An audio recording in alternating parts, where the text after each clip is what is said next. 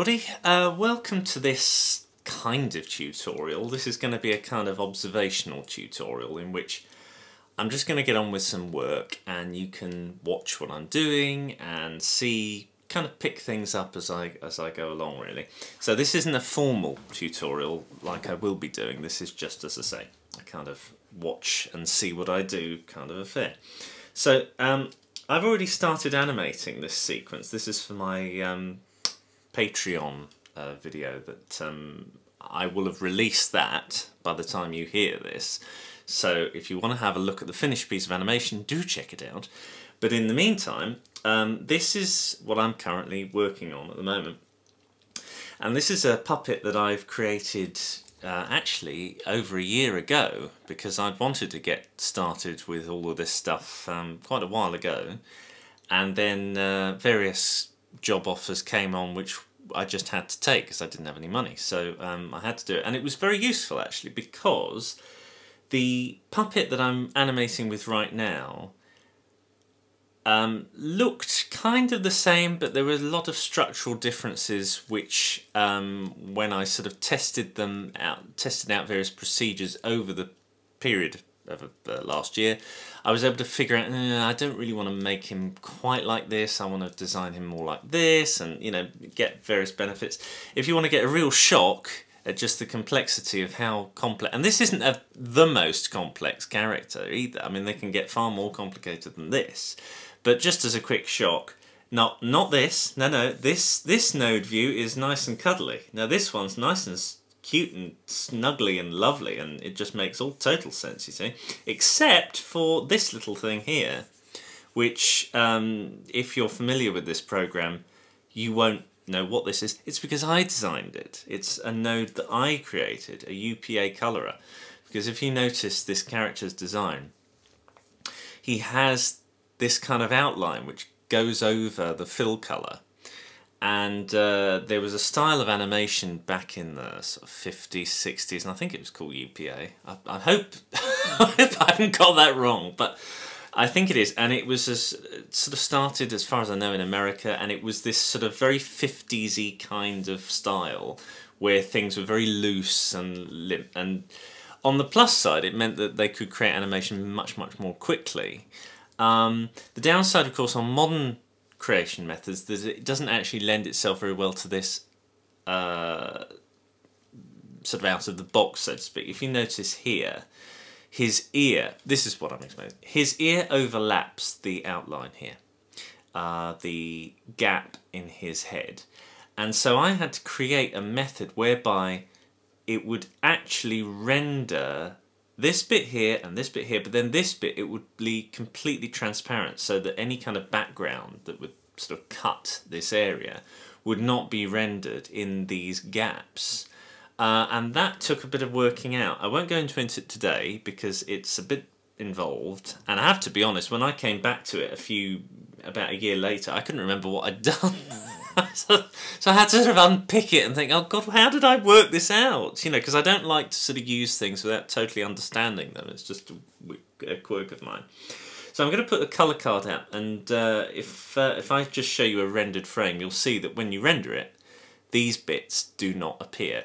And it's so simple looking, but in fact it's actually incredibly difficult to sort of figure that out, and how the sort of logic of the node works. But anyway, just to give you a real fright, here's the structure for the Ollie puppet. Let me just zoom out a bit here. Make that, whoops, just make that, there we go. Hang on, there we go. There we are. It does look like a 50s telephone operating board, doesn't it? It's some sort of mad schematic. And even within this, there are sort of slight levels of hierarchy that I've occasionally created. This whole bit here is to cancel out rig rendering so that it accommodates the UPA thing that I've come up with later. So this isn't normal, but this is an extra little thing. So that essentially, let me just bring this back up, all these little green bits don't appear on the final render, because when I first used this program, there were lots of times when I'd have these little handles to help me move certain parts of the body. See, this bit moves the head, so the face, and this bit moves the upper torso, and blah blah. And then I'd come to render it, and these bits would render as well, and I'd have to turn them off using the colour palette, which is, I think it's the official way of doing it, but I've discovered another way that's so much better. And if you integrate that into the puppet, then it saves a lot of time and headache. When you render a whole scene and you realise that all these little bits are still there, this automatically bypasses it. And it's a very simple idea. You just make sure that all the rigging that you have, so all these pegs, visual pegs is what they're called, rather than go into the main composite, they go into a separate composite of its own, which is only then displayed on the OpenGL view, i.e. the sort of preview window, and not on the final render. Now, I realise that this is already blowing minds of people who probably thought that, oh, a nice cuddly introduction to the world of Toon Boom. This is not that, right? This is just me getting on with it. So I realise that some of what I'm saying here will just go straight over your head. So just relax, enjoy. I'll try to keep you entertained. It'll be okay, don't worry. When I do a proper tutorial of Toon Boom, and a proper tutorial of Toon Boom I will do, I will cover it in such baby language that it'll be A is for the tool and B is for the filter. You know, it'll be that. Okay, so don't worry too much. I just wanted to blind you with science. Incidentally, if you really do want to see what this actual structure is look like, let me just zoom out a bit here. This is something that I created to create that. It will make absolutely no sense, especially since you won't be able to see what these things are.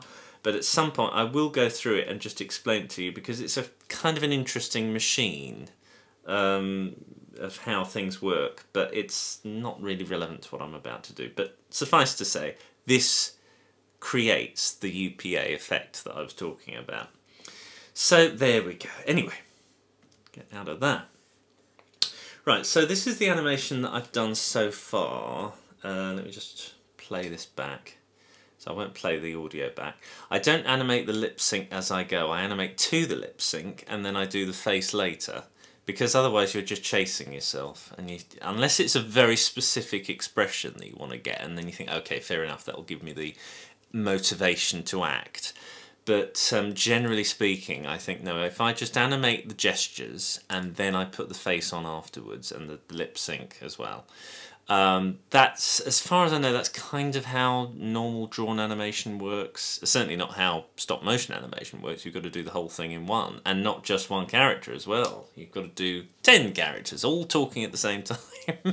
So that, you know, this is relaxing in comparison to some of the things that I've been involved with. I remember working on Bob the Builder, and there was a huge crowd of people and they're all dancing and stuff, and that was fun, but it looked good in the end. So, you know, I think it's on my showreel somewhere. I was quite pleased with how it turned out. Anyway, right, I'll just turn the sound up. There seems to be a weird glitch on the latest version of Harmony where the volume keeps turning itself down, so I hope they fix that. But anyway, so to conclude, like this video, talk endless crap in the comments, subscribe for more update videos about how I'm getting my act together, and subscribe to Patreon and shower me... So, hang on, this is the bit that I'm about to animate, so... My act together, and subscribe to Patreon and shower me with riches so that I can actually act on my goals, rather than just planning for them. Okay, so I've got to figure out... I can get rid of this colour card now. I've got to figure out how I'm going to make him move. So the style of animation that I've gone for with this is kind of quick, snappy, pose-to-pose stuff, which wouldn't look out of place on the genie in Aladdin, really. He does this kind of sort of razzmatazz, pose-to-pose, quick stuff for the most part, unless he's doing something a bit more intimate. But most of the time, yeah, it's this sort of quick, snap stuff. Because in a way, this character is kind of like the genie, where he sort of allows crazy things to happen around him. You know, this is not me. You know, this is a sort of weird personification of me. So, okay, so let's get on with it. So the first bit done. And subscribe to Patreon. And right, I'm going to do and shower me with riches. So at this point, he's going to sort of recoil back and then sort of fling his arms out and kind of do a twiddly thing with his fingers and shower me with riches. Pling, pling, pling, pling, pling.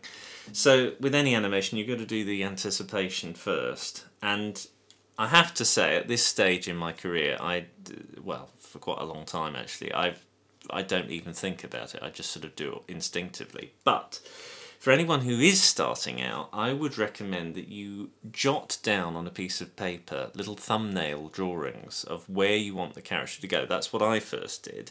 When I first worked on Bob especially, I was very worried about not being able to hit certain poses, so I drew them out on a little pad next to me, and then I knew which, you know, where the pelvis had to be, where the arms had to be, blah blah blah. That, having said that, it helped that I could draw. Some stop motion animators can't draw. I would urge anybody, whether they're doing CGI or anything, to draw well and to do a lot of life drawing, because it really does help your posing. You know, you really are much more conscious of where bits and pieces on the body have to go. But anyway, so, and subscribe to Patreon, and so it's about Patreon and when he says shower, it'll go so into and then shower, so out with the shower, shower. So let's start with the So first of all, I start by selecting the body parts so that I can actually get some deformers going here. I have yet to figure out a way to make these things just appear automatically, but because you're supposed to, according to the instruction manual, you're supposed to be able to just select everything and then press this button at the top, but I've never been able to manage that yet, so I have to select everything individually first, which is a bit of a pain in the bum, but there we go. And I'm ignoring everything below this line, so his fingers are sort of bent up slightly wrong here. I don't care, because you're not going to see them, darling. So there we go. So about there. So we'll start with the arrow, and that moves the entire bit of the body there, and I'll move his head. Whoops! I'll move his head back a bit. And now, animating and talking, I can't remember the last time I've done this, so please don't get annoyed if I go silent. Incidentally, when I used to work in certain companies, not all, certainly Cosgrove, they used to have music on that was very, very, very loud, depending on which studio you went in, and some animators could not hack that, I know. I mean, if you some companies, you just would not be able to get away with that, because people would just be driven mad by it, but it didn't bother me too much, because I used to listen to music while I was animating. Milk Cole would be rolling in his grave, but I found it very helpful. Incidentally, I'm animating these eyebrows here. I don't really know why, because I usually leave that to the end. Occasionally I find myself doing little bits. It's not an exact science, this animation, you know. Anybody can do it, really. It's this idea that people have a difficulty with it, my God, no. I'm talking hugely ironically here. Of course, it you know, like any art form, it takes a while for you to get it, doesn't it? And you know, it doesn't necessarily mean that just because you're ancient that you're good at it, and just because you're young you're crap at it. It's all down to the individual's talent and tenacity. Talent and tenacity, people. Right, okay, so we've got that going on. So what's going on is the arms are starting to do their thing. This is the anticipation bit of down before it goes up. So the curve is going to go, so imagine his eyes, the curve, so it'll go whoomp like that. And the arms are going to go like that, and the arm is going to go like that. It makes sense to me, and it also makes sense to you, hopefully. So the first frame I do like mixing ones and twos. I have to say, I really am not a fan of total ones and total twos animation. I find them lacking. I find ones lacking because it looks too delicate, and I'll find twos lacking because it looks too dirgy. It's nice to have a mixture of the two sensibilities, really. And, you know, the great thing about this, especially because you're not doing lip sync until the very end, is that you can shift things around a bit. It doesn't matter. So there I'm going to do a 2. So this gap will be quite chunky, and then the others will be a bit more delicate. So let's just get this going here.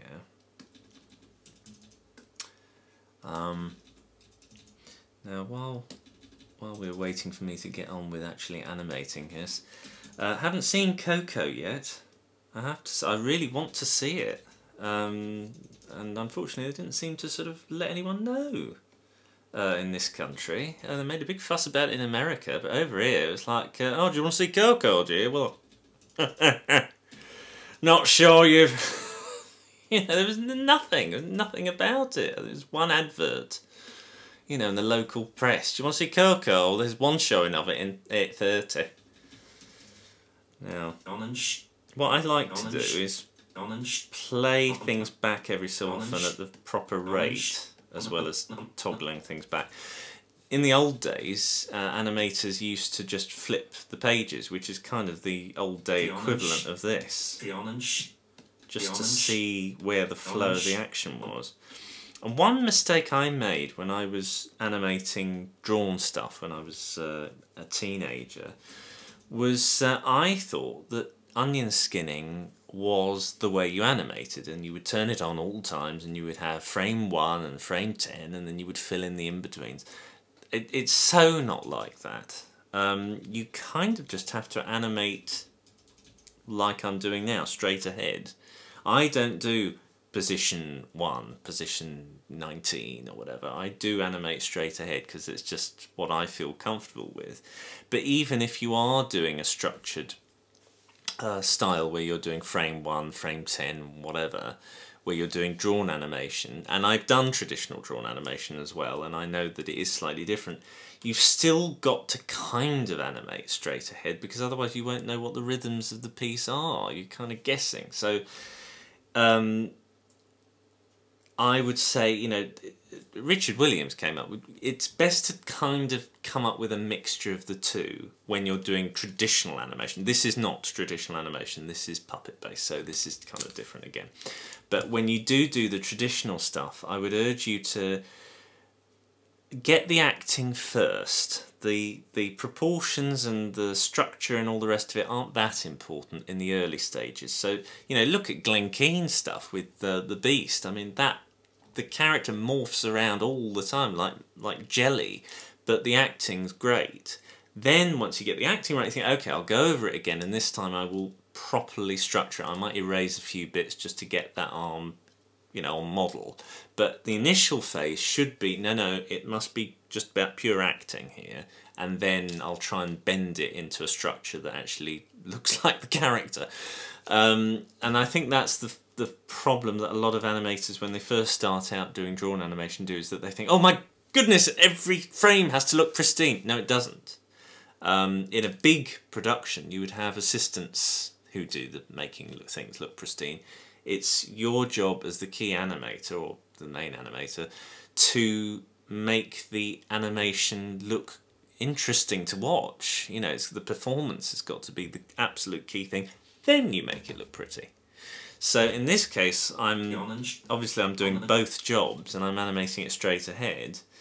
But even with that, there's a certain amount of, oh, I don't really like that, I might go back and tweak it. So don't be too precious. Take chances, and then if they don't work out, you can always remove them.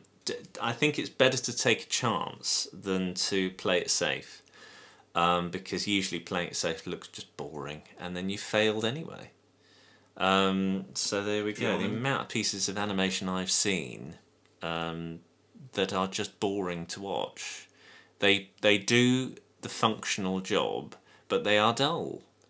And you get this quite a lot in commercials, really cheapo commercials as well. And this can be all sorts, stop motion and drawn, whatever, where the characters are just tweened, and it's just frame 10, frame 20, and then they'll just do a static move, maybe with a fairing, so it goes a little bit slower at the end.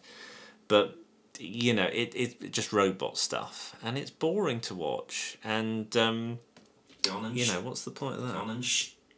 So what I'm trying to do as well with his head is give the illusion that there's a certain amount of foreshortening. So what I've done is moved his facial features down, and what I might do actually is tilt the nose. There we go. So it gives the impression that I'm actually, you know, he's looking downwards. So it'll be more apparent when I start. Alright, I might pull that down a bit more. Pull that over. You notice I'm trying to get that curve of the finger. It's very important that you get the hands right in puppets as well. If you're not confident about hands, then just do stumps. I mean, I've done, last year I did loads of animations for the Beano and deliberately kept the hands tiny, because to do nice hand animation does take a bit of time, and I didn't have it. And if you get the hands wrong, it makes the entire arm look wrong. If you've got a nice, elegant hand, I'll just position that better actually. Move that back. Not sure if that should be back. Yeah, that's better. I designed these hands so I could quickly manipulate them. I think for future characters I might try to sort of neaten this area up so it does actually look as if they're connected. But because he's such a stylised character anyway, I thought, well, I should be alright having sort of disconnected fingers like that. I just want to be able to get nice positions quickly. I mean, I've done other animations where I've just drawn the entire hand in different positions, but I do find a bit wearing every time having to draw an entire hand. I wouldn't mind so much if it was the whole character, but to do bits and pieces like this I find it a bit annoying, so much more fun to just animate little bits by tweaking them. So, but yeah, I think you've got to get the hand position right, otherwise it just looks weird and the whole arm looks wrong. If I start animating him and it's sort of, well, that looks alright as well. But if I haven't quite got the hand connected to the arm properly, see, look at that. If I kept that arm movement there going back again, it just looks like some sort of weird twig limb. And it really isn't elegant. And this character is quite elegant in the way he moves. You know, these sort of rolling arms, a bit like Nick Ranieri. I'm trying to get that sort of feel. An animator who I absolutely adore. I think his stuff's gorgeous. Lumiere was a big reason why I went into animation in the first place. It's just such beautiful, elegant movements. Incidentally, if you don't know who Nick Ranieri is, he did Lumiere, and he did Hades, and the Emperor in The Emperor's New Groove, and various others. And they're just the signature thing of all of his characters. They tend to move in a very elegant, precise sort of a way. If you look at Eric Goldberg's stuff, his stuff moves in a very joyful, ebullient way. Every character wants to have sort of, it's like animated juice coming out of every movement. Whereas Nick Ranieri's stuff does have an element of that, but it's a lot more precise and clipped, and he knows when to restrain it as well. I'm not saying for a minute that Eric Goldberg doesn't know how to do this, but it does seem to be a difference in sort of, not style, it's sort of different, I don't know, sort of preferences, if you like. There was a lovely commercial that I saw the other day on YouTube for Thompson's local directory. It was a British commercial, and Eric Goldberg had done it when he was working for Richard Williams in London, and it was the genie all over again. It was lovely, just this beautiful tomcat rolling around. It was such a nice thing to watch. You know. Anyway, let's get back to this.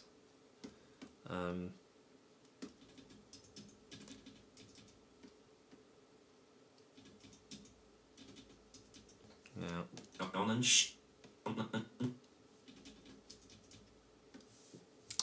Right, okay. So, there we go. So, just move his head over. Right, I need to move that arm down a bit more. The other thing as well is that I think with a puppet like this, it's important to get some idea of foreshortening, so don't feel worried about overlapping. When I first used this program, I didn't know how to do deformers, and I didn't know the benefits of moving sort of hands up to here or down here or whatever. I sort of thought they all had to be connected at the points, and they don't. And it's important that you break that up, because otherwise the characters do tend to look very stiff. If you want an example of this, you can have a look at Stuart Ashen's animation that I did for him, Chef Excellence 2, where I only just got Toon Boom Animate, as it was called then, and I started animating the characters, who by their design are quite stiff anyway, and deliberately so. But even then, they move weird, and there was something about it that worked, and then something that didn't work. Anyway, now knowing what I know now, I could actually animate them a lot better. The first episode of that I really don't like, because the script and everything's fine. It's nothing to do with Stuart. It's my stuff. Yeah. I think to be fair to me, I would say a lot of it was to do with Flash, because I hadn't used Flash for a long time, and I was getting used to the brushes again, which are bloody awful. And for a production like that, it didn't lend itself very well to some of the stuff at all. The characters go horrendously off model, and it's very embarrassing. So there we go. That's my excuse. But you know, I think one good thing is that if you're halfway decent, you learn from your mistakes, and so you're always critical of what you've previously done. And I'd like to think that. Whereas if you are so arrogant that you think everything you've done is marvellous, then heaven help you. Because you know, I think you do have to kind of be two people, don't you? You have to be sort of arrogant on one side to say you're capable of doing this, and just have confidence that you can do it. And then you've got to have a very humble side of you that thinks, yeah, but I'm sure I could do better next time. Or, you know, come on, sort yourself out. Incidentally, I've pulled that hat down a bit more, so again it gives the impression that the front is coming down. The style of this character is that never changes, this angle. Were it a real hat, obviously it would be more curved like that, but I'm keeping it fairly flat because that's the style of this particular character. And I've just deliberately wanted to make him fairly stylized because it allows you to do more with the character.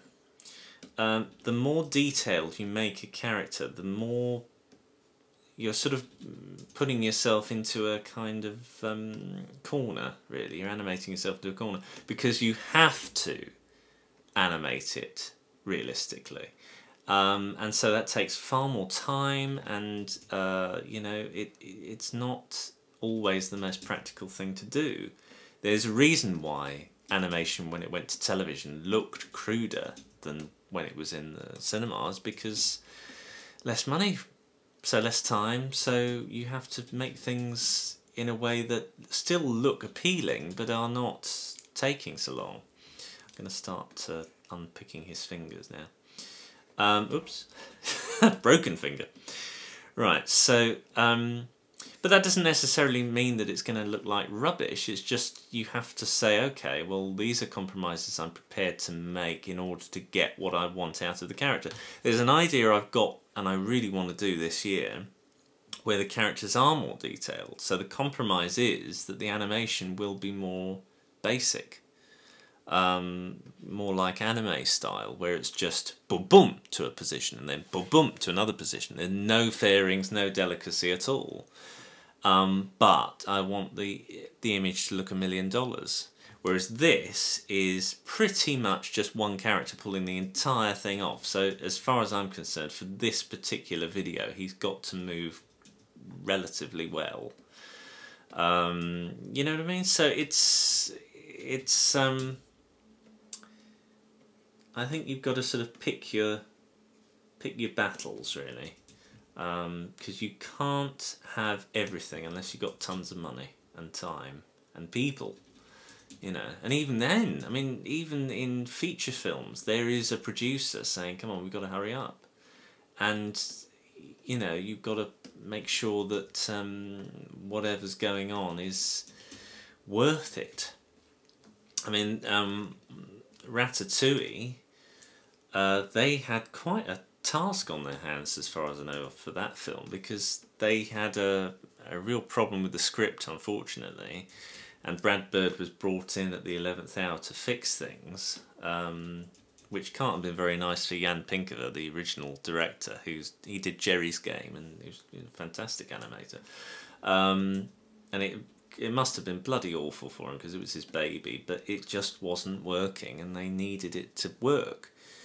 So they got him in, and he did make it. I mean, it's an amazing film, Ratatouille.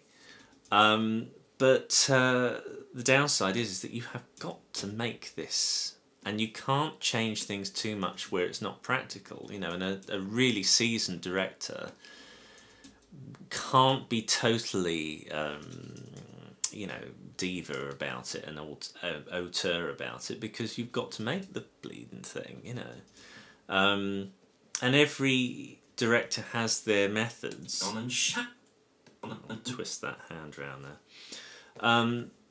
Because, you know, I mean, Hitchcock, for example, he kind of made the entire film before he made the film, didn't he? He made animatics before the film started.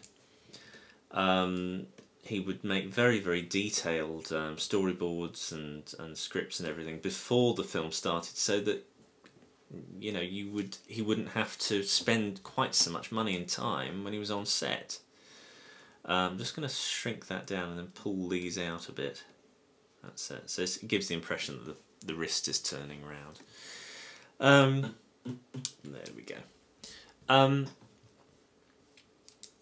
So, you know, different directors are practical in different ways, and if you're really on the ball, then, you know, and you, especially if you don't have much money, you really got to understand a lot of the aspects of production. And I think a lot of the crew involved in productions, if they know that you can do things, or you've got an interest and you at least ask them, they will respect that, and you'll be able to work with them and get a much better result from the production. One of the things I always loved about working on any of the things that I worked on when I was doing studio work was asking various areas of production how they did things, especially the camera crew. I found that very interesting.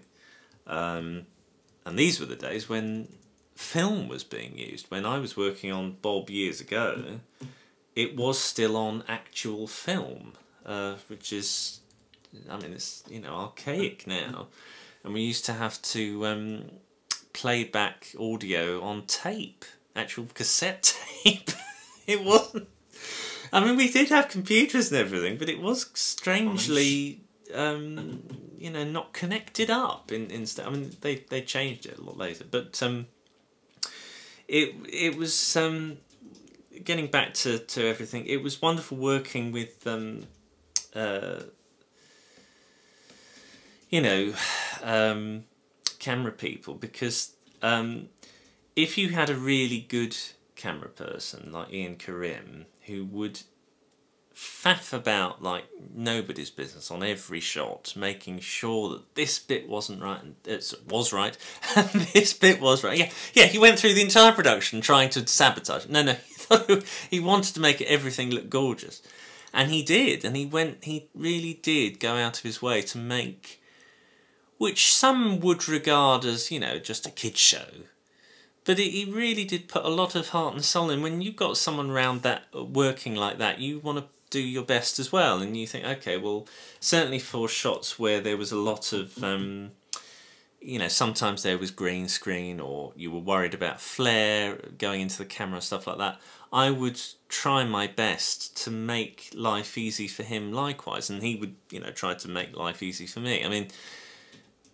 there were only a few times when I did actually have to say to the camera people, look, you know, you've put so much stuff in front of the camera, I can't actually get to the puppet, you know. There were a few times like that, but most of the time they were very mindful, and I would just sort of suggest ways to make my life easy, because otherwise it's going to slow me down and I'm probably not going to make as good a shot either. So it is in both our interests to make sure we're both happy. And because I was interested, and you know, I subsequently have actually lit things and filmed things for myself, I can appreciate the difficulties involved, you know. And I find it interesting and fascinating.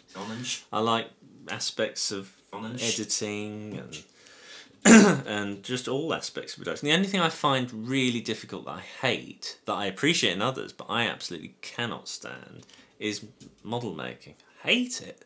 Absolutely hate it.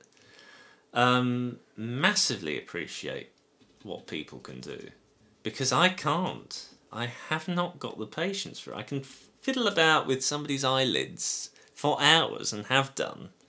You know, taking a whole day to animate a character's eyelid going up. Literally 8 hours just to make one frame happen. And yet, making a balsa wood stool or something, I just cannot do it. I'm just driven mad by it. So I have a huge appreciation for people that have done that. I remember going to Aardman when I very first went to Aardman, and had to work with some of the puppets there, and they were beautiful. I mean, honestly, they were like beautiful, engineered, little clockworky kind of thing. They were gorgeous, light, moved like butter. Oh, it was delicious. And I had to say something, how wonderful I thought they were, and they did appreciate it, I think. I certainly think it did, because it made my life a lot easier. That's the thing, sometimes you're working on something, and, you know, if the script says you've got a tap dancing cow, doesn't matter how badly made or how well made the puppet is, you've got to make that cow tap dance. It's as simple as that, and you've got to do it on the day. And I have had times where the puppet hasn't been the best, and you're thinking, oh, okay, I've got to do this, and I've got to, you know, figure it out.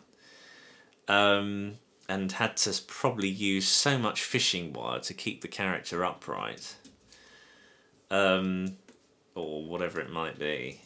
And that's fun. But, you know, if the script demands that, then you got to do it somehow. You know, time's ticking. And people do. I mean, the amazing things that animators have done because they've had to do it. That's their job, you know.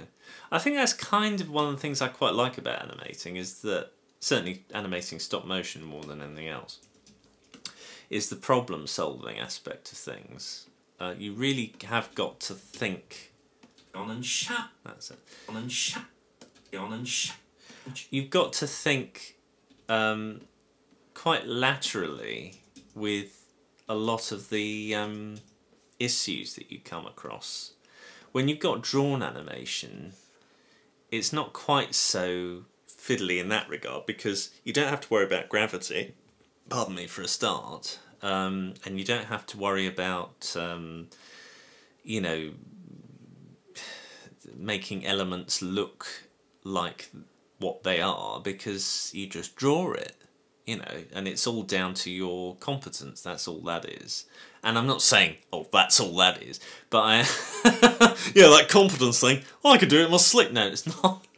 No, drawing water is difficult. I grant you that, and snow and all the rest of it. However, to get a snow effect, for example, in reality that defies gravity and is able to be held and moulded and then thrown or sculpted, is another kettle of fish entirely. And to be able to have it animatable as well is difficult.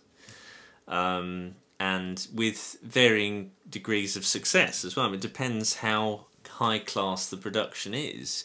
If you're going for Leica levels of quality, where, you know, the stuff has to almost look photo-real in shots, then you do have to have a huge team of people that know how to create this effect.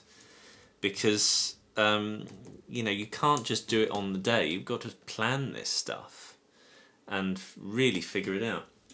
Whereas drawn animation, it is a different thing. And,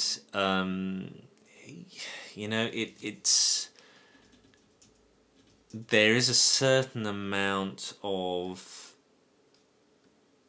I would imagine it's less stressful, just because, you know, at any stage you can always change the design, or unless it's something more involved, like a tracking shot or something. I don't know. It depends. I mean, these days, of course, you've got the luxury of computers, which, you know, does help you out, because you can at least, you know, you can go back and change things. Whereas in the old days, if it was filmed, you had to get everything right and write it on bar sheets and dope sheets and God knows what, before it went to the before the what's the word I'm looking for? The camera person, who would just follow the wishes, and if they got it wrong, then it was your fault, you know.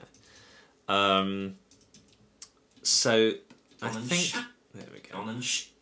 So certainly computers have made 2D animation a lot easier. It's made stop motion a lot easier as well, actually, because you can do this. You can actually scrub through the frames. I've done, when I was doing my A-level. A-level? What am I talking about? Well, yes, that as well, but my degree, that was all animated blind.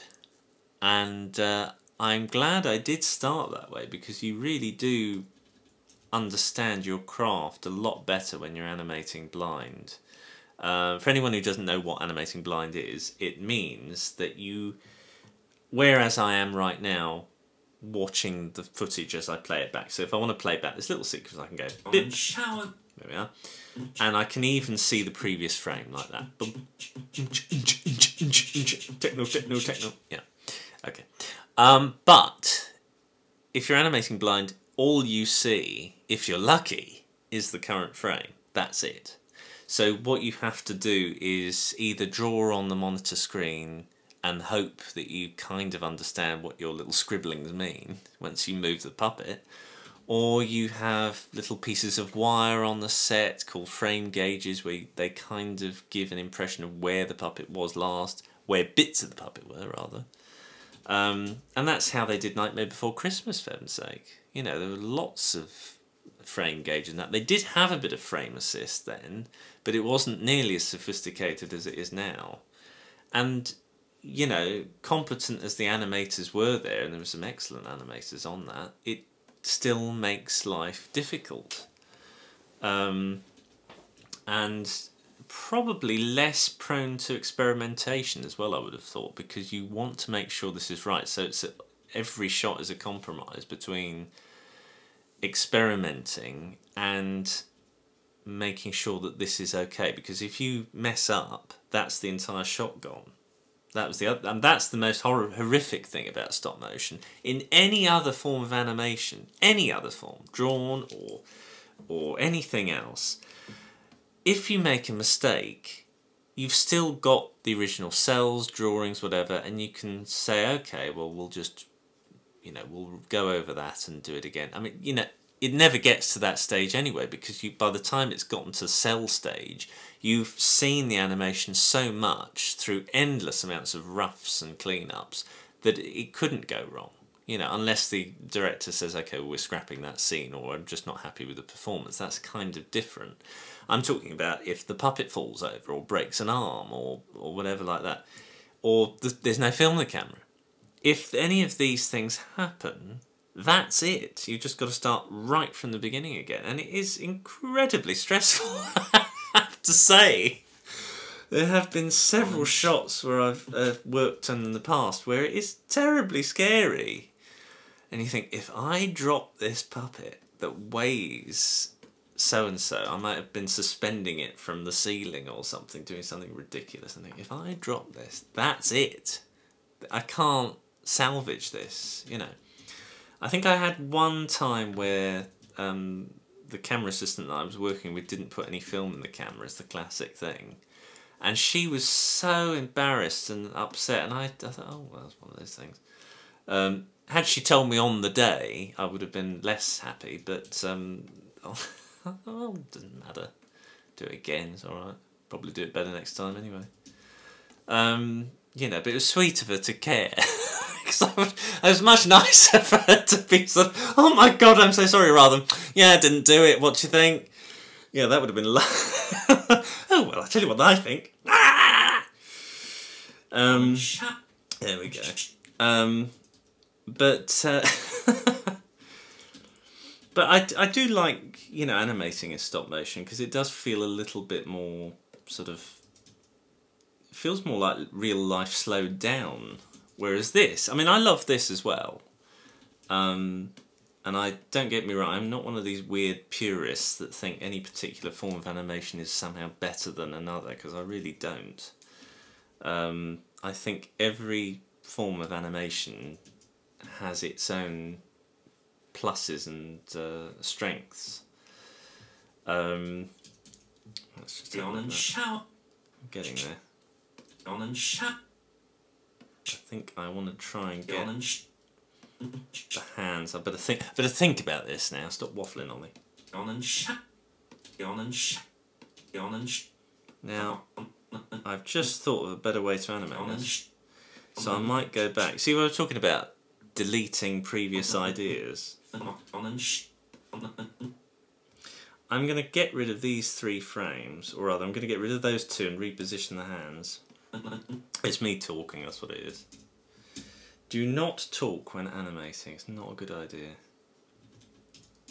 Because I've had an idea of how to make this. On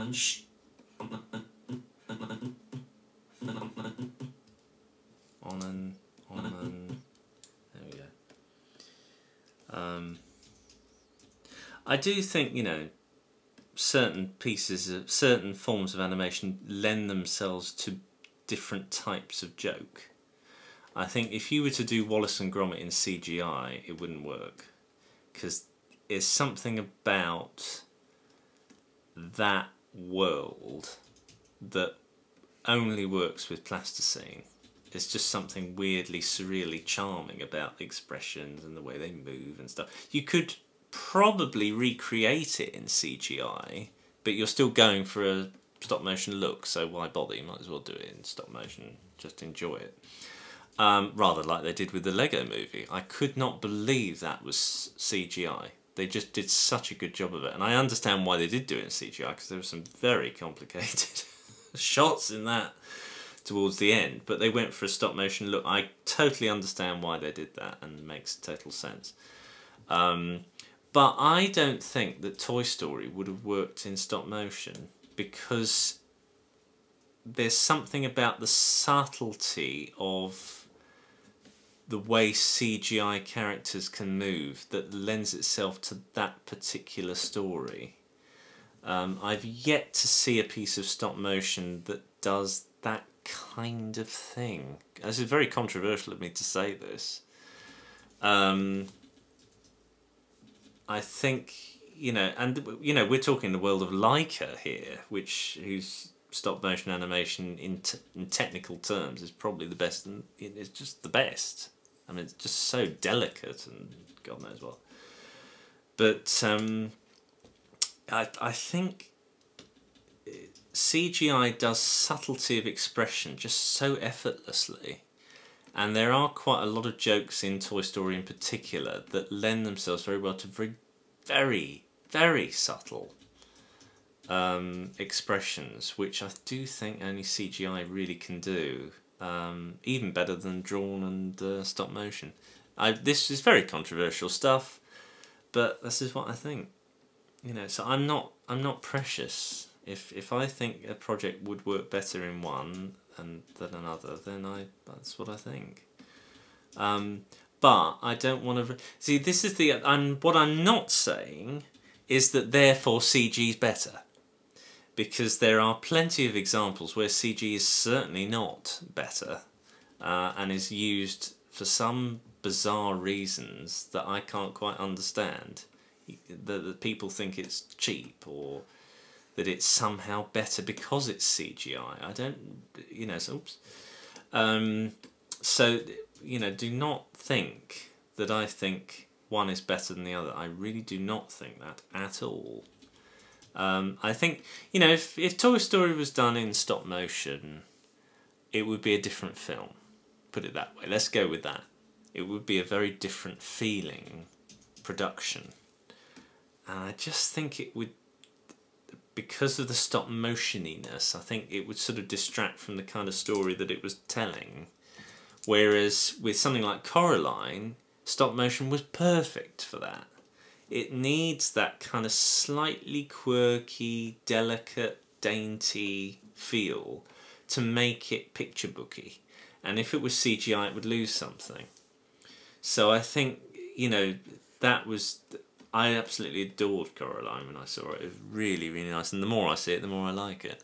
It's just grown on me even more. Henry Selick does know what he's doing. It's some, you know, really nice production that I really liked it. And it really did. It was the perfect blend of medium and subject matter, I thought, that film. So let's try and get one more.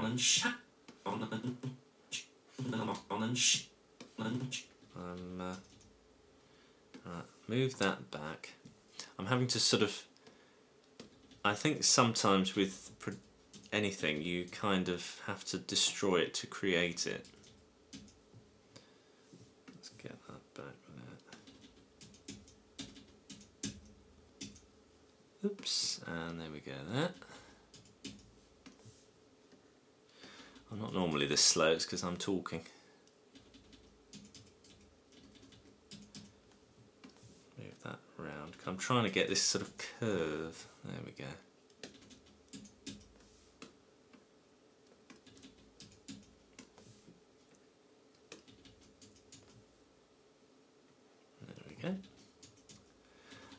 Incidentally, if you want to hear some very, very interesting points of view on animation, do try and snuffle out Oscar Grillo's interview. It's on YouTube somewhere. It's bloody wonderful. Incidentally, if you don't know who Oscar Grillo is, he is a very, very talented animator who was based. He was based in London. I don't know whether he is still actually animating or not these days, but he made pretty much all commercials in Britain during the 80s and early 90s, along with Jeff Dunbar and a few others, and well, not so much Richard Williams, because of course he was working on Roger Rabbit. But his work is very, very, very nice and very, very talented. And he's extremely outspoken about pretty much anything to do with animation. And I agree with so much of what he says, even though it's not very... it's a bit controversial what he says, because he doesn't sort of... he doesn't give any parlance to advertisers or anything, and his language is quite direct, which is it's quite a nice change to hear. There's no sort of you know, politics side to him. It's just, no, this is what I think, and I'm jolly well going to say so. But his work is so gorgeous, really nice, stylized stuff. He did a short film that I saw years ago called Seaside Woman, and it was the characters in it were very, very colourful. That seems to be a bit of a trademark of a lot of his stuff, is that there's the colour involved in his stuff is so strong, and the graphic shapes and stuff, very, very nice. And he did this, and I think he did the Kiora adverts. Too orangey for crows, which is unfortunately considered un-PC now. I totally understand why, but it's a shame. and various others. But he did some very, very nice stuff. But yeah, go check it out because it's fascinating, and I think certainly these days there are a lot of commercials that don't get the light of day. What was I saying? Not the light of day. Oops. Trying to get that behind. There we go. They're not getting directed by the directors. They're kind of directed by people who don't really know what they're talking about. And that's why you get things like the Lombard direct telephone, which is one of the most annoying characters in the world. Any Americans who don't know what I'm talking about, there was a commercial during the 90s, and I virtually know it. I mean, as a commercial, it worked very well because I know it inside out. And I call Lombard Direct with this very annoying blue phone, and it was technically very well animated and everything, but it was the most charmless, awful thing.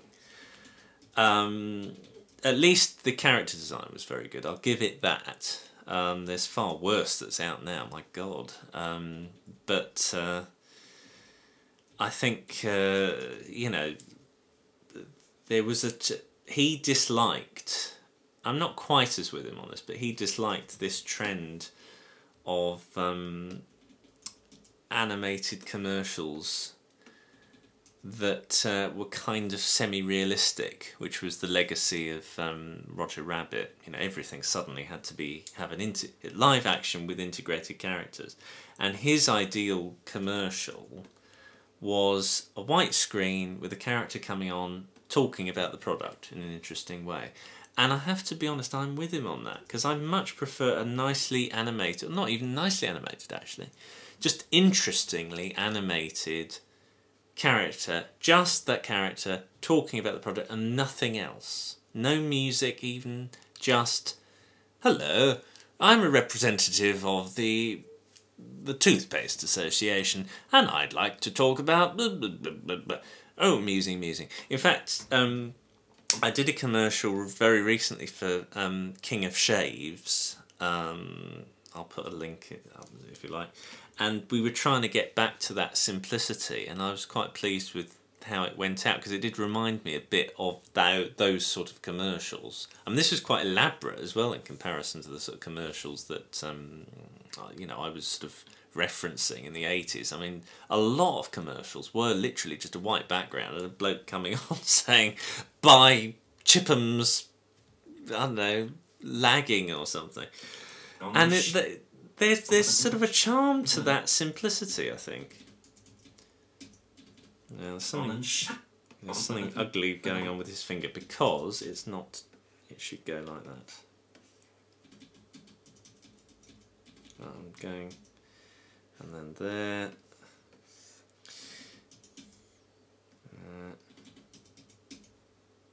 Almost. We're getting there. So I'd never be able to do this for stop motion, because I'd have to just cut back and do it all over again. This way I'm keeping most of the movement and just changing the arm movement. Let's just pop, oops, just pop that there.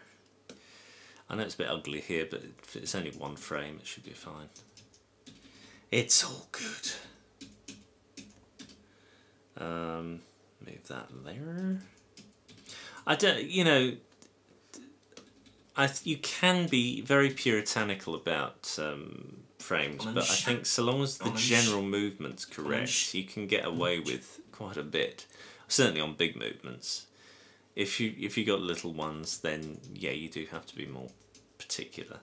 In fact, the amount of times where I've had a very complicated shot to do and nobody's batted an eyelid, and then had a very easy shot to do, which has been much more razzmatazz to look at, and everyone's going, oh, isn't it marvellous? That must have taken you ages. And you go, you know, you didn't care when I did that really difficult shot the other day.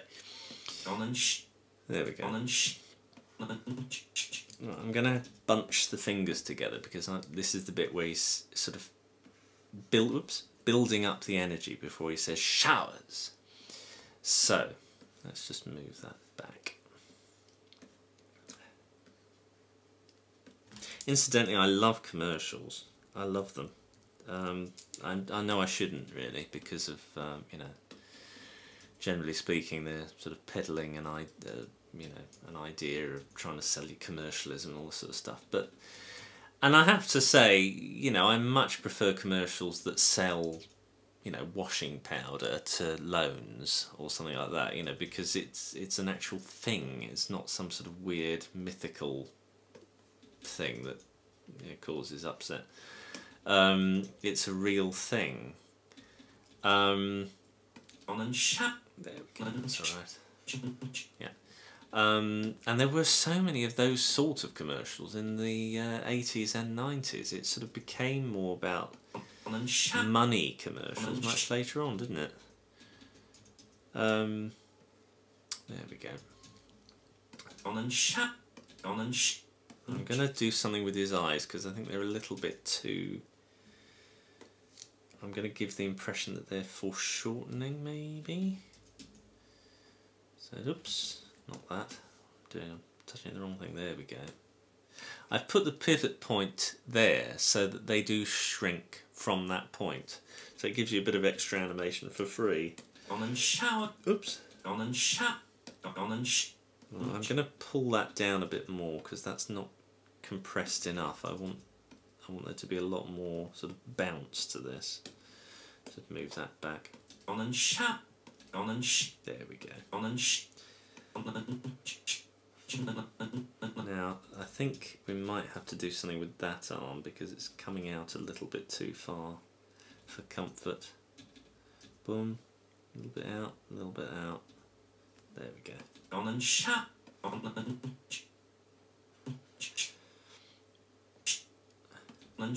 I'm going to do a 2 there, so we've just got this sort of sense of anticipation.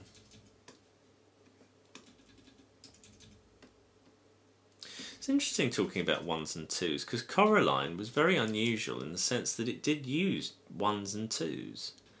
If you watch it back, it's not as sort of delicate as all the other Leica films. It's the only one to do this kind of thing, and I kind of like that actually. It just gives it an extra dimension.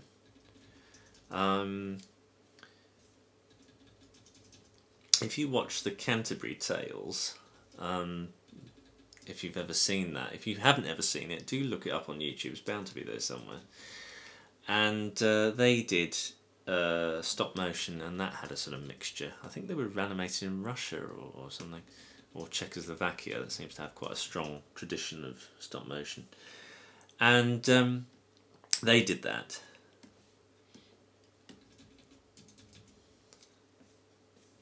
There's a production of Macbeth. I don't know what I'm supposed to do now. Hot potato, hot potato shawls, pluck will make amends. Pluck my nose. If you've ever seen Blackadder, you'll know what I'm talking about. Let me just have some water. There's a production of the Scottish play, which was done by the same people who did the Canterbury Tales, and the animation in that is pretty ropey, but the look of it is so interesting. I cannot take my eyes off it. The way they did the witches in particular are the most interesting graphic shapes with these weird morphing faces. Do have a look at it if you can. Have a look on YouTube for Macbeth animated Shakespeare. Even if you just see the first few bits of it with the witches, that's the bit in itself. But there's some very trippy animation in that. Very, very weird. It only lasts half an hour, so it's not like the whole play is abridged. But it is rather good. I couldn't take my eyes off it when I first saw it. Instantly, I'm just getting that leg. Move that leg away. There we go. There we go. He's getting that lovely anticipation in before he sort of explodes with. Instead, ignore this ugliness at the bottom. You're not going to see it. If I turn that on, there you are. Patreon and shower. On and shower. There we go. That's fine. And one more on 2s before I make him pull his arms apart fully. No, that was really good. They did another one of Othello in the same style, which wasn't bad, and the animation was actually technically better. But the Scottish play one, God, I'm doing it all now, was excellent. There was just something about it. It lent itself so well to this really weird, creepy picture book style. It was lovely. There we go. If you like my ramblings, well, I might try and do a what's it called? A stream, if you like, and then you could ask me things if you want. If you want to do that, Harry Partridge is doing them at the moment, and I've been tuning into them religiously. They're really good. If you don't know that, by the way, and you follow him as well, do check out his stream, because it's wonderful to see a master craftsman at work. He really is something, and I think his stuff's wonderful, and he's also quite entertaining, so that's also quite a nice mixture. You know, I tell you what, the amount of tutorials, because that's one of the reasons why I'm spurred on to do these tutorials, is because the amount of them I've heard where the person who has the most boring voice in the world says, "Welcome to the tutorial. This week we shall be talking about..." And it's, oh my gosh, the amount of ones I've had to listen to where I've fallen asleep because the person's voice is so boring. So, you know, I'm trying to jolly things up. So, you know, if more people like Harry and Oni, Chris O'Neill and various others did some, you know, the world would be a happier place. You know, and Aaron Hansen as well. He can do an excellent voice for a tutorial and stuff. He's talked about his own work, and they're delightful. And shower. There we go.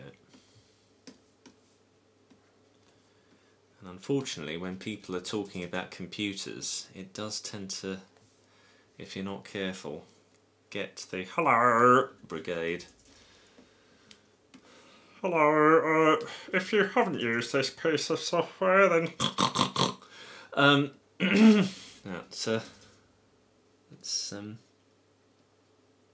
I don't understand why, just because you're interested in IT, you have to be a patronising bore.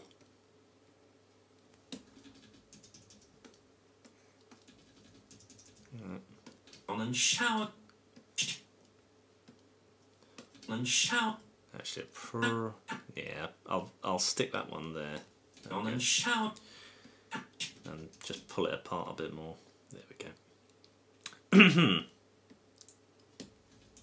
Now, I mean, look at that. There's no, the arm is here. The arm is actually sort of stuck here. So the foreshortening going on is quite extreme. The same on that side. But you're not going to get it for very much longer. We're going to come out and it'll all be... There we go. I think that's the important thing with any animation, is that do try and really pull things around. Don't be frightened. Don't be conservative. There was there was an animator that I worked with at Cosgrove Hall, and excuse me, I have some more water. And he'd only just started. He was a very sweet guy. And he made this mistake of always looking at the monitor. This was stop motion, by the way, so it's slightly different sensibility. He was always looking at the monitor when he was animating and never at the puppet. And he was quite a sort of outgoing, very sort of, you know, slightly crazy but charming, you know, individual. But his animation was quite stiff and dull, and it didn't quite work. And I said, well, I think the problem is you've got to just stop looking at the monitor, just concentrate on the puppet, and look at one thing at a time. Because he was animating and not looking at the puppet at all. He was looking in the complete opposite direction at the monitor, and he was sort of second-guessing himself all the time and not relaxing and enjoying the movement. I think that's the point. Even when I was back in the days when I was in the choir, My choir master had a very good piece of advice about playing the piano. He said it doesn't really matter if you don't always hit the right notes, just as long as you hit them with feeling. And it's true. I think people will forgive the odd mistake if the overall effect is one of passion. I think you can get far too bogged down with, you know, technique. I think if you've got an idea and it sort of overreaches, people will forgive that for just being dazzled by a fantastic idea that has a lot of heart, you know. If you can get both, even better. You know, don't rest on your laurels totally. You want to try and eventually get the technique, but you know, because it does. You know, one great thing that technique does is that it gives you an extra paint to paint with. You know, I'm not against modern art, but I am against people who only go to modern art because they can't do anything else. You know, then it limits your palette. You know, it limits the things that you can do and stories you can tell and ideas you can convey if you can't do it any other way. You know, so I think it's important that you learn different techniques and really try to understand them as best you can, because then your work, the messages you can put out and the ideas you can put out are much stronger and more varied. So there you are, that's what I say. But I'm not against, you know, sharks in formaldehyde and dot paintings and all this. I'm quite for that. I love a bit of modern art, me. Yeah. But I don't like all of it. Because sometimes I think, what a load of old rubbish. But I'm not against it.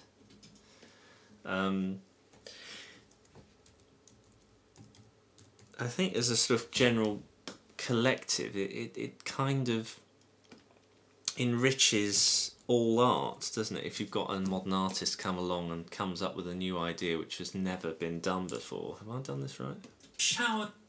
Shower. Hang on, getting this wrong. Wait a minute. And shower. Yeah, that's wrong. Up. Up.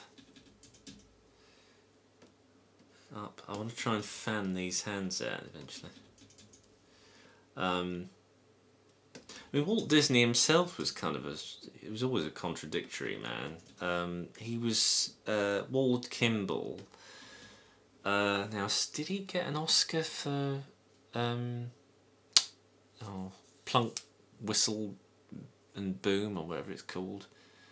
That is a famous animation, I think made in the 50s, about the origins of music, and Ward Kimball directed it, and it was very, very stylised in a style not dissimilar to what I'm doing now, actually, but a bit more elaborate than the usual UPA style. Anyway, and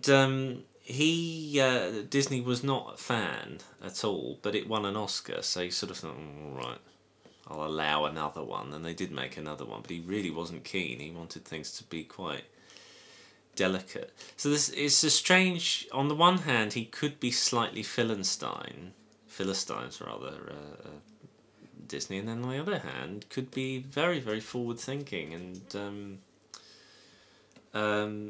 modern, you know, and not just about art, but about all sorts of things, social issues and stuff. You know, on the one hand, could be, you know, a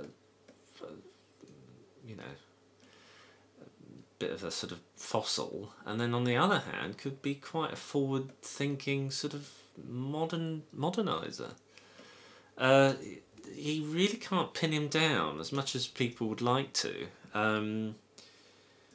You know, he's a very, very complicated bloke, Disney. You know, you can't write him off and say he was this and that entirely, because one minute he is and the next minute he isn't at all. It's very, very confusing. I think when they depicted him in, what's it called? What's that film? Saving Mr. Banks. I think they did as good a job as they could do with that character, because they certainly couldn't make him out to be a villain, but he sort of wasn't. And was at the same time. very, very difficult to pin down. I'm kind of glad I would never ever work for somebody like that, but because I think I'd freak out completely. But I massively admire a lot of the things that he did. Didn't admire some of the things he did. Don't get me wrong. There's some shocking things that man did. There we go. But also some bloody amazing things too. Alright, let's shower on and shower. There we go. Right, so the next shot I'm going to do, there we go. And just going to get that finger there. And there we go. So this is the shower part. Now that hand on its own is awful. See that? So you know I was talking about bad hands? That's dreadful. Unless he was sort of pushing forwards, then it's sort of just about acceptable, but that's still not right. What needs to happen is well, first of all, the arm needs to be more like that. So then you've got a better idea of where the hand's going to be. Then it's broken a bit, so you've got this sort of break. And then the hand... Oh, my hand's hurting. And then... There we go.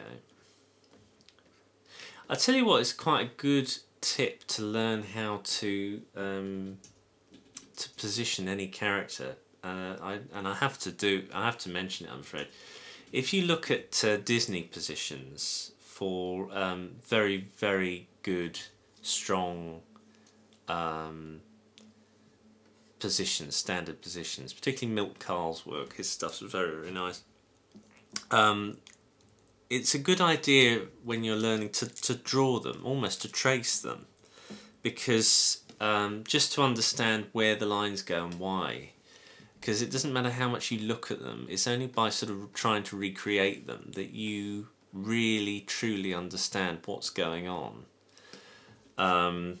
You know, the piece of advice I always give to animators when they're starting, excuse me, I'm going to have some water, is to look at a Disney film and to freeze frame it. And you can do that so much easier now than you used to be able to with the old VHS, you know. Freeze frame it and there was a snowstorm. Now you can freeze frame it and see it with crystal clarity, and try and frame advance if you can, slowly, go bup, bup, bup, bup, bup, bup, bup, and see the movement happening. And it often surprises you just what happens. Still don't like that. Excuse me. So I think what I'm going to do is just extend that. See, what I don't like about that is that it looks like some French fries. Oh, hang on, that's not too bad. If I just pull that back a bit. You want to give some indication that it's three-dimensional. I think that's alright. Let me try the other side and see what happens. Anyway, what was I saying? Oh yeah, so I think that's a very good way of doing it, and any kind of animation. So yeah, for the first thing, do Disney, because that's the sort of gold standard. Then do the complete, and this is a gold standard but in a different direction. I'm not for 1 minute saying it's not good, because it really is excellent stuff. John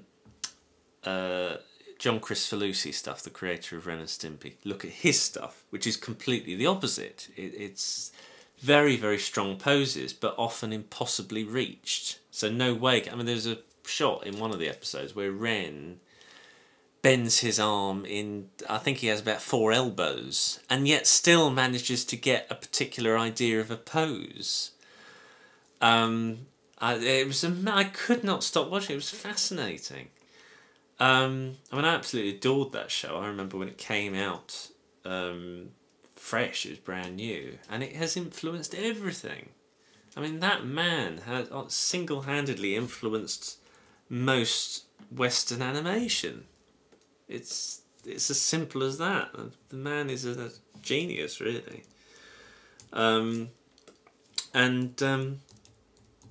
Yeah, that's quite good to look at. But I do find a lot of people tend to look at that only and not look at the Disney stuff. And you know, even he would argue that it's important to look at other animators that you'd not just one type but several. I mean, in his case, he would look at oh God, who was the animator? Bob Clampett, whose work is equally excellent. I mean, very, very nice poses and extraordinary limb positions and God knows what. I would say I prefer John's stuff because there's especially the Ren and Stimpy stuff, because what I loved about Ren and Stimpy was the clarity of position. So he would hold a position and then it would stick for ages, and only the mouth would move or something. And he would just focus on this one very, very strong, weird often position, and I loved that.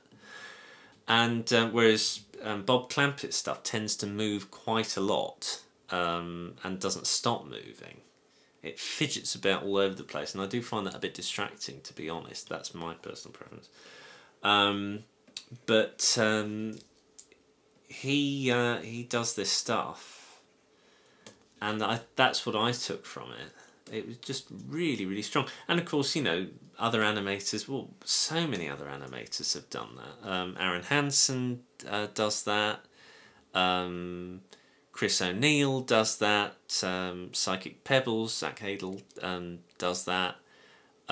So many very, very talented animators on YouTube do that particular thing. I've done it.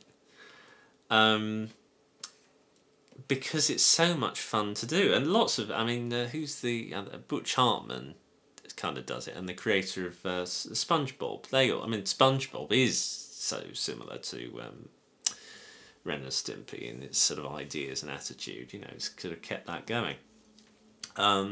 You know, everybody's done it because it's sort of reawakened a love of cartoons in the truest form, that they can do these things, and I think, you know, the new Mickey Mouse, if you haven't seen the new Mickey Mouse cartoons, please go and see them. They're so good. The direction on them is so varied and entertaining and interesting, and brilliant ideas. They're just absolutely delicious. Such good movement and very funny and self-referential, and they're still very slick and they're good. You know, I mean, Disney would hate them because they're very pop they reference pop culture a bit at times, and you know, they're not sort of traditional, and they're not very respectful to the Disney brand at times, but they are very, very well made, and they've got a lot of heart, and I think they're, for me, the best Mickey Mouse cartoons I've ever seen. I mean, Mickey Mouse is not an easy thing to do because he's too perfect. Mickey himself is too perfect. A bit like Superman. Superman, I mean, what jeopardy is there with Superman? He can do everything. So with Mickey Mouse, he is Mr. Perfect, and they've tried to get around that before with modern ones by doing like the Runaway Brain, where it's not Mickey, it's actually sort of, you know, a different version of Mickey, and it's actually Mickey being taken over by a sort of mad, maniacal sort of Frankenstein, and it was kind of nice, but I much prefer these ones. They're very, very clever. I like them. And they're so inventive. They come up with so many ideas and do so many different things. Black and White is one of my favourite ones because stylistically there's so many different things. So go and have a look at that. There are two actually: Black and White, Mickey Mouse Black and White, and the Asian one, the Indian one that he does. That's really good. Bombay, Mickey Bombay, something like that. Excellent. Just really, really, really good. Anyway, I think I'm gonna stop in a bit because I really do need to get this done, and I think me waffling on with all these bleeding opinions of my own, really need to be quiet now. But I hope this has been entertaining in some way and vaguely informative. As I say, the other tutorials that I'm going to do are going to be much more actual, this is how you do things. I'm not going to waffle nearly on about art history and the world in general. But you know, do let me know what you think, and I'm sure you will. And I'll try to get back to you too. I do like to commune with my people. And also like, comment, subscribe, all that stuff. Please do like it. It always helps me. Ring the bell, do the little bell thing, whatever it is. Please subscribe. Please ring the bell. Please tune in whenever next I'm talking a load of old nonsense. And shower me with riches, please. Yeah, do join Patreon and shower me with riches. Yeah. Need to do his head, because that's looking a bit sort of. It looks as if he's got indigestion there. I'll just pull that up and move that back. Shower me. I'm gonna make this. Well, by the time you see it, you'll see what I do. I'm gonna, yeah, probably pull that up a bit more. So that means pull that up and pull that up. You don't want to. Shower me. Probably going to just straighten that arm. That's it. If there's a break in something, it has less. There we go. Shower me. That's it. Shower me. Shower me. Yeah. There we go. And it's auto-save. Marvellous. Well, I think we'll leave it at that. Thank you very much for joining me on my, travels with my brain. And I hope this has been in some way fun for you to watch, and I hope to join you again soon for more ramblings from my demented mind. Thank you very much, and I'll speak to you very soon. Bye bye.